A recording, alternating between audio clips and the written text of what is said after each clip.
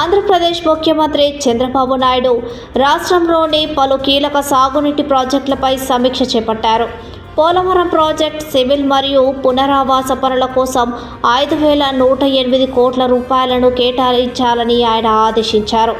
Polavaram project కోసం ఇప్పటి వరకు 27,089 కోట్ల రూపాయలు ఖర్చు చేయగా నిర్వాసితులైన 38,060 కుటుంబాలలో 16,763 కుటుంబాలను ఇప్పటికే తరలించారు.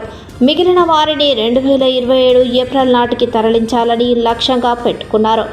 అయితే పోలవరంతో పాటు వెలిగొండ, హంద్రీనివా, నల్లమల సాగర్ లింక్, వరికపుడిశల మరియు ఉత్తరాంధ్ర ప్రాజెక్టులపై కూడా సమీక్ష జరిగింది.